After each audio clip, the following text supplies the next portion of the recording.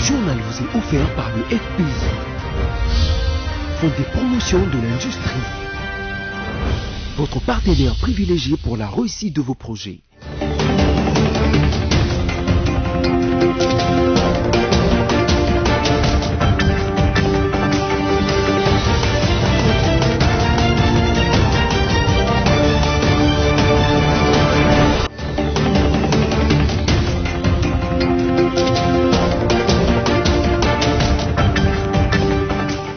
Mesdames, Messieurs, bienvenue à cette première édition du journal de l'année 2020 sur BSC TV, au cours de laquelle nous allons faire la rétrospective de quelques grands éléments qui ont marqué l'actualité au cours de l'année 2019. Voici tout de suite le sommaire. C'était le vendredi 13 décembre 2019 que le chef de l'État Félix-Antoine Tshisekedi Tshilombo a tenu son premier discours sur l'état de la nation devant les deux chambres du Parlement réunies en congrès. À cette occasion, Félix Tshisekedi a réaffirmé son engagement de lutter contre la corruption en République démocratique du Congo. Et puis à l'occasion des festivités de fin d'année 2019, la ministre d'État en charge du genre, famille et enfants, Béatrice Lomé-Activité, a partagé un repas de cœur avec les orphelins réunis à l'école de prière Péniel dirigée par la sœur Alice Ali le 30 décembre 2019. Enfin, le MNLA annonce l'indépendance de l'État d'Azawad. Le porte-parole de ce mouvement rebelle malien l'a dit sur le plateau de France 24. Encore une fois de plus, bienvenue à toutes et à tous. C'était le vendredi 13 décembre 2019 que le chef de l'État congolais Félix-Antoine Tshisekedi Tshilombo a tenu son premier discours sur l'état de la nation devant les deux chambres du Parlement réunies en congrès. Occasion pour Félix Tshisekedi de réaffirmer son engagement à lutter contre la corruption en République démocratique du Congo. Images et commentaires. Le président de la République, Félix-Antoine Tshisekedi Tshilombo, a tenu ce vendredi 13 décembre 2019 son premier discours sur l'état de la nation devant les deux chambres du Parlement réunies en congrès. Dans un discours de plus de 2 heures, le chef de l'État a abordé les principaux secteurs de la vie nationale. De la politique à la santé, en passant par le social, il a laissé aucun point sans en parler. Le chef de l'État a reconnu le fait qu'à son arrivée au pouvoir, plusieurs provinces du pays étaient en proie au conflit avant de préciser que l'armée met tout en œuvre pour rétablir progressivement la paix dans ces provinces. Il a appelé les Congolais à veiller à ce qu'aucune disposition verrouillée de la Constitution ne fasse l'objet d'une révision. Félix Tshisekedi a réaffirmé sa ferme détermination à lutter contre la corruption et le coulage des recettes publiques dans le pays. En santé, Félix Tshisekedi promet de mettre toutes les cartes à sa disposition dans la lutte contre Ebola et dans l'amélioration des institutions sanitaires du pays. Au sujet du retrait de la mission onusienne, Félix Tshisekedi considère la MONUSCO comme un partenaire important de la RDC. Dans sa prévision, le chef de l'État a déclaré l'année 2020 une année d'action et de lutte contre la pauvreté. Tout en plaçant l'homme au centre de son action, Félix-Antoine Tshisekedi Tshilombo, président de la République démocratique du Congo, promet d'être vigilant pour le bien de la nation. Et puis, le cardinal Fridolin Ambongo a échangé lundi 30 décembre 2019 avec les élus nationaux du Grand Nord sur l'insécurité qui prévaut dans cette partie de la RDC. À l'issue de leur entretien, il a relevé qu'il y a une connexion malheureuse dans la situation de Beni, Uvira, Butembo et autres, mais aussi le fait qu'il y ait un risque de balkanisation de la République démocratique du Congo. Placide Kessel. On a des fois l'impression que des gens passent leur temps à faire des fêtes à Kinshasa alors que le risque de balkanisation de notre pays est en marche. Cette déclaration a été faite par le cardinal Fridolin Ambongo ce lundi 30 décembre 2019 à Butembo dans la province du Nord Kivu. Le numéro 1 de l'Église catholique en République démocratique du Congo est arrivé à cette conclusion après les échanges qu'il a eus avec le caucus de députés du Grand Nord. D'après l'évêque métropolitain de Kinshasa, il y a des liens qui présument une situation louche au vu de ce qui se passe à Beni, à Ituri, à Rutshuru et dans les territoires de Fizi. Pour faire échec au projet machiavélique qui vise la balkanisation de la RDC, Le cardinal Fridolin Ambongo appelle la population à la vigilance tout en invitant les autorités du pays à prendre des précautions adéquates. Selon les observateurs de la vie politique congolaise, la déclaration du prélat catholique constitue une sonnette d'alarme qui mérite d'être très au sérieux. L'accord de la Saint-Sylvestre issu du dialogue du centre interdiocésain sous les bons offices de la SYNCO a totalisé 3 ans depuis sa signature. Un accord qui a permis, entre autres, l'organisation des élections du 30 décembre 2018 ayant rendu possible l'alternance civilisée le 24 janvier 2019. Souvenir de cet accord dans ce commentaire de Samy Bosongo. 31 décembre 2016, 31 décembre 2019, cela fait 3 ans depuis que l'accord de la Saint-Sylvestre a été signé. Cet accord sanctionnait la fin du dialogue du centre interdiocésain sous les bons offices de la conférence épiscopale nationale du Congo, SYNCO. S'étant rendu compte que le noyau dur du rassemblement des forces sociales et politiques acquises au changement, sous l'égide d'Étienne Tshisekedi, refusait de signer l'accord du 18 octobre 2016 qui avait sanctionné l'issue du dialogue de la Cité de l'Union africaine, Joseph Kabila confiait la mission des bons offices à l'organisation épiscopale. Après tous les préalables liés au quota de participation des parties prenantes, à la formation des commissions et à l'adoption du code de bonne conduite, le dialogue du centre interdiocésain s'éteint. Ces travaux ont duré 3 semaines. Tard dans la nuit du 31 décembre 2016, les parties prenantes signent l'accord du 31 décembre ou de la Saint-Sylvestre. Cet accord est le fruit de la symbiose de documents de travail soumis aux évêques, tant par les rassemblements que le Front pour le respect de la Constitution. Des documents de travail qui ont été confrontés à l'accord du 18 octobre 2016. Cet accord, après la signature de l'arrangement particulier, a permis la mise en place du gouvernement Bruno Tshibala en mai 2017, dont la mission principale était l'organisation des élections de décembre 2017, qui ont finalement été tenues en décembre 2018. L'accord de la Saint-Sylvestre a permis la mise en œuvre de la décrispation politique, grâce à laquelle des prisonniers et exilés dits politiques ont été respectivement graciés et autorisés à regagner la mère patrie. Le Comité national du suivi de l'accord, CNCA en sigle, piloté à ce jour par Olenga Nkoyi, est une institution de cet accord dont l'existence ira jusqu'à l'organisation des élections à la base. Il est à noter en plus que l'accord de la Saint-Sylvestre a aidé à ce que le pays ne sombre pas dans le chaos après la non-organisation du scrutin présidentiel en décembre 2016. Toujours dans le même chapitre, les élections du 30 décembre 2018 qui ont rendu possible l'alternance à la tête du pays et consacré la cohabitation a totalisé 1 année et depuis. Sur quoi ont porté ces élections? Qu'y a-t-il à savoir sur ces élections? Tentative de réponse toujours avec Samy Bosongo dans cet élément. Du 30 décembre 2018 au 30 décembre 2019, 1 année s'est écoulée depuis que 3 élections, dont le scrutin présidentiel qui a permis l'alternance à la tête de la RDC, ont été organisées par la Commission électorale nationale indépendante CENI. Ces élections ont été organisées sur base du calendrier du 5 novembre 2017 et ont connu 3 reports. Le premier en décembre 2016, quand elles ont été ajournées pour 2017, après le dialogue du centre interdiocésain qui a produit l'accord de la Saint-Sylvestre. Le second report a été impulsé par les besoins de tout bien apprêter afin d'organiser de bonnes élections. Le troisième report a fait que les élections ne soient plus organisées le 23 décembre 2018, mais le 30 décembre, suite à l'incendie déclaré à l'entrepôt de la CENI le jeudi 13 décembre. Le scrutin présidentiel du 30 décembre 2018 a permis le retour d'une personnalité non militaire à la tête du pays. Les résultats des élections législatives nationales ont consacré un cas de cohabitation qui a été évité par la conclusion de la coalition FCC-Cash. Les élections du 30 décembre 2018 ont été organisées sur fonds propres de l'État congolais et ont connu une innovation technologique, à savoir la machine à voter, dont l'importance a été plus perçue après le vote.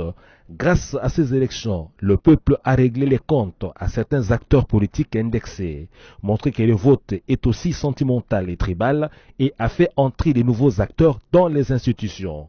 Ces élections ont enfin démontré l'ignorance des enjeux géopolitiques par les électeurs congolais. Changeons de chapitre, satisfaction totale de jeunes kabylistes après avoir organisé la marche de cohésion et de soutien à la population de Béni. C'est ce qui ressort de l'évaluation de la dite marche faite le 29 décembre à Kinkole dans la périphérie de Kinshasa. Lévin Luzolo y était pour le compte de BSC-TV.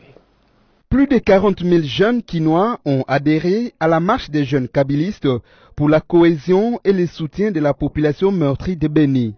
Comme toute activité, il était temps de faire l'évaluation de cette marche et de projeter l'avenir.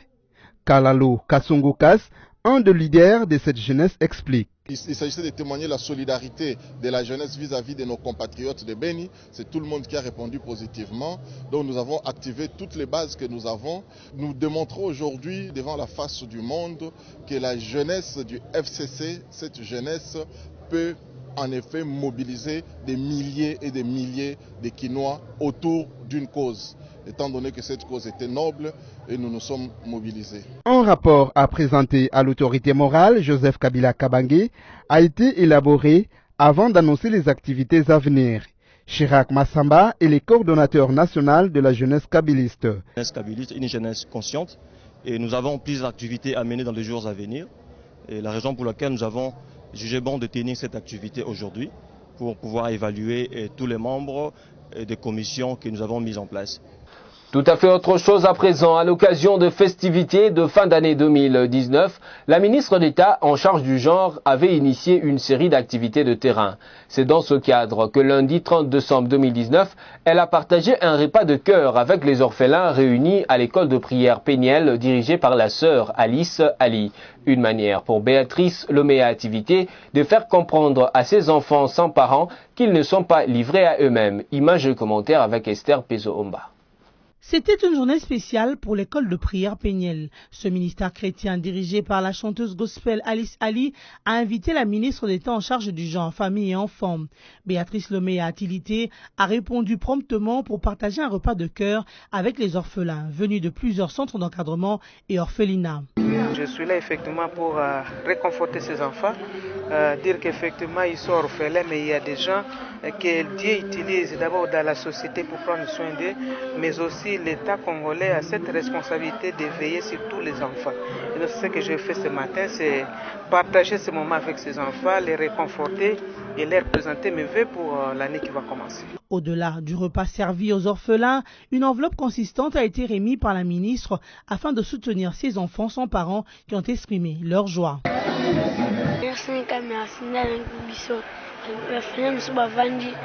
Je veux juste lui dire merci pour cet acte posé en notre faveur.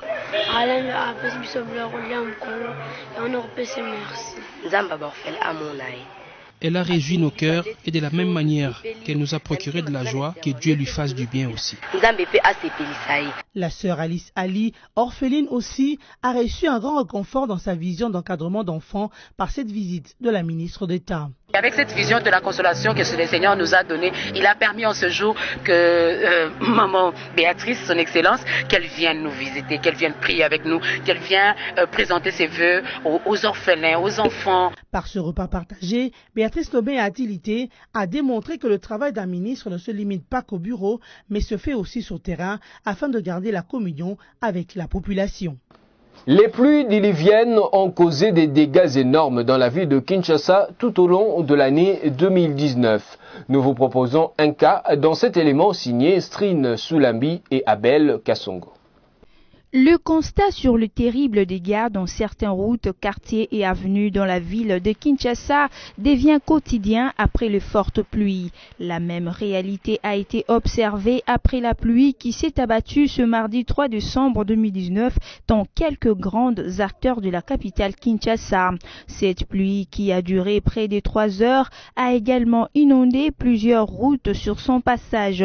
La clôture de la parcelle de la boulangerie UPAC 6, le croisement croisement des avenues Kassavubu et Sayo dans la commune de Kassavubu a été submergé par la montée des eaux causée par cette pluie. Les ménages qui logent la rivière Makelele dans la commune de Bandalungwa et Ngaliema n'ont pas été épargnés de cette tragédie. Quelques Quinoises habitant dans ces coins de la capitale ont exprimé leur amertume tout en sollicitant de l'aide auprès des autorités pour le curage régulier des caniveaux.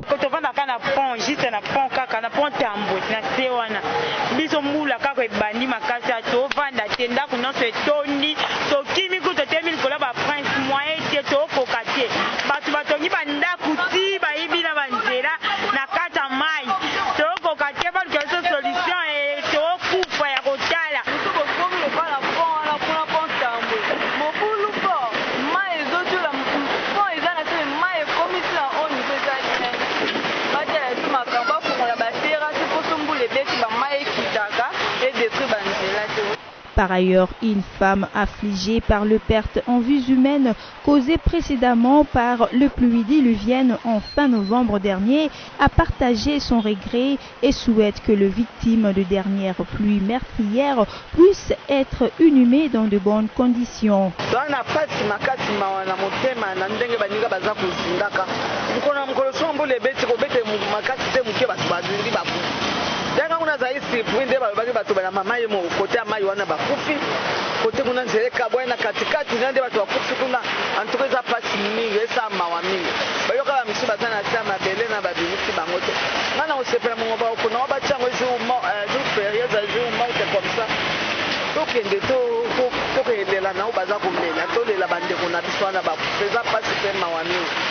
En raison des dégâts causés par le pluie diluvienne du lundi 25 au mardi 26 novembre 2019 à Kinshasa, le ministre de l'Urbanisme et Habitat, puis Mouabilou, a interdit la délivrance de permis de construire de maisons le long de rivières et sur des terrains à forte pente depuis le 2 décembre 2019. Enfin, l'actualité en dehors de nos frontières. Au Mali, le MNLA annonce l'indépendance de l'État d'Azawad. Le porte-parole de ce mouvement rebelle malien l'a dit sur le plateau de France 24. Pour les uns, ce sont les Français qui ont réussi la scission du Mali en 2 États et d'autres craignent déjà une nouvelle carte d'Afrique qui se dessine sous le regard complice ou parfois impuissant de chefs d'États africains. Regardez. C'est un grand moment aujourd'hui pour le peuple de l'Azawad, en hommage aux combattants qui sont tombés sur le champ de l'honneur, en hommage à l'ensemble des populations de l'Azawad durant toutes ces années de marche à la quête de la liberté et de l'indépendance, que ce soir, le comité exécutif du MNLA, à travers son secrétaire général, M. Bilal Agachérif, a proclamé solennellement l'indépendance de l'État de l'Azawad. Et cela en considérant effectivement le droit international, notamment le droit relatif au droit à l'autodétermination, et considérant effectivement les massacres et les exactions encourus par le peuple d'Azawad depuis plus de 52 ans d'indépendance du Mali, et en respectant aussi toutes les frontières ici du découpage colonial qui sépare l'Azawad des autres pays voisins. Nous proclamons solennellement l'indépendance de l'État de l'Azawad à partir de ce jour, à ce moment précis. Le MNLA a pu libérer, et de manière très héroïque, les régions de Gao, Tombouctou et Kidal, en faisant le minimum de victimes auprès de la population civile. Alors nous assumons complètement le rôle et la responsabilité qui nous incombe désormais de sécuriser ce territoire et de le préserver et d'assurer la protection des personnes et de leurs biens. Nous avons une culture millénaire, nous avons une culture de tolérance et d'ouverture envers le monde, une culture qui n'a jamais imposé à qui que ce soit un quelconque culte ou une quelconque religion, et nous allons continuer dans ce sens en disant non à tous les extrémistes. Nous avons fini ce tout premier numéro du journal de l'année 2020 sur BSC TV, mais si vous nous avez pris en cours des diffusions, voici le rappel de principaux titres. C'était le vendredi 13 décembre 2019 que le chef de l'État Félix-Antoine Tshisekedi Tshilombo a tenu son premier discours sur l'état de la nation devant les 2 chambres du Parlement réunies en congrès. À cette occasion, Félix Tshisekedi a réaffirmé son engagement de lutter contre la corruption en République démocratique du Congo. Et puis à l'occasion des festivités de fin d'année 2019, la ministre d'État en charge du genre, famille et enfants, Béatrice Louméa-Activité, a partagé un repas de cœur avec les orphelins réunis à l'école de prière Péniel dirigée par la sœur Alice Ali le 30 décembre 2019. Enfin, le MNLA annonce l'indépendance de l'État d'Azawad. Le porte-parole de ce mouvement rebelle malien l'a dit sur le plateau de France 24. Ce journal est terminé. Merci à vous de nous avoir suivis depuis la commune de Ngiringiri à Kinshasa. Bonne année 2020 à vous tous. Restez fidèles au programme de BSC TV. Je vous retrouve à la fois prochaine, toujours avec le même plaisir. Merci, au revoir.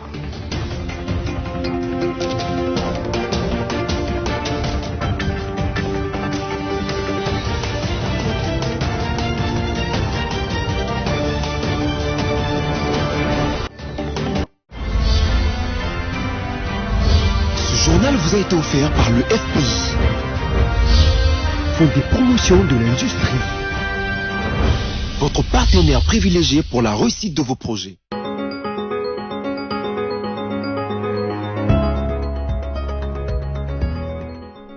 Bonne année, mesdames et messieurs.